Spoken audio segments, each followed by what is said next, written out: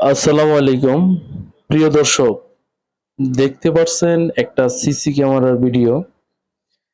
এই ভিডিওতে হ্যাঁ দেখা যায় যে আমার এক বন্ধুর বাসায় এলইডি চুরি হয়ে যায়। তো 22 সেকেন্ডের মধ্যে ছেলেটা ঢুকে, আমরা ভিডিওটা অনেক শর্টকাট করছি।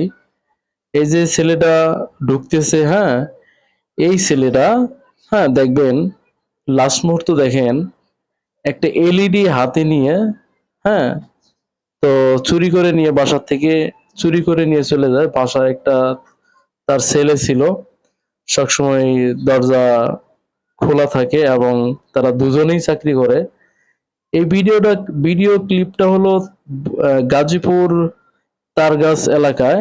হ্যাঁ তো বিশেষ করে দেখেন, আমি প্রত্যেক জনে এই ভিডিওটা শেয়ার করার রিকোয়েস্ট করতেছি। এবং এই লোকটিকে যদি আপনাকে কেউ চিনে থাকেন, অবশ্যই আমার কমেন্টস বক্সে জানাবেন যে আমি চিনি, এবং আহ, আইনি আওতায় নেওয়া হবে এই চোরকে।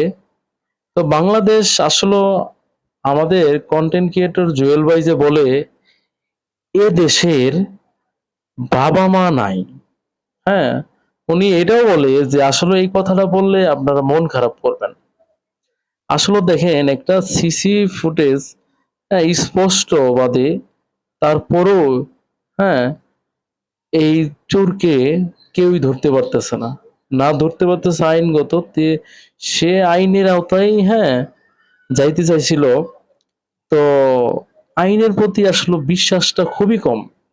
হ্যাঁ দেখেন, বিশেষ করে এই যে লোকটা ঢুকতেছে, এগুলো আসলো এর দোকান, ও এতটা বুঝতে পারে নাই।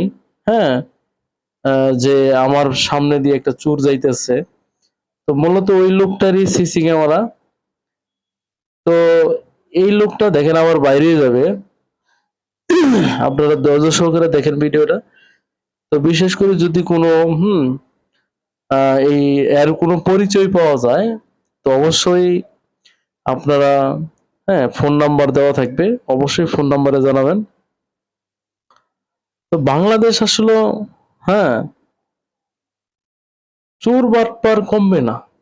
হ্যাঁ যতক্ষণ পর্যন্ত প্রত্যেকটা সরকারি সেক্টরে আইনের সুশাসন না থাকবে, ততক্ষণ পর্যন্ত হ্যাঁ কখনো সুশাসন হবে না আমার মনে হয়। অতএব এই লোকটারে যদি আসলে আপনারা চিনে থাকেন, অবশ্যই জানাবেন। তো দেখেন এখন বের হবে, দেখতে পারবেন এখন বের হবে।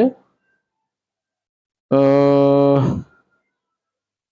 আসলে কতটা অসহায় বা থাকলে মানুষ চুরি করে। এই যে এলইডি নিয়ে বের হয়ে গেল। তো চিন্তা করেন বাংলাদেশ কি পর্যায়ে।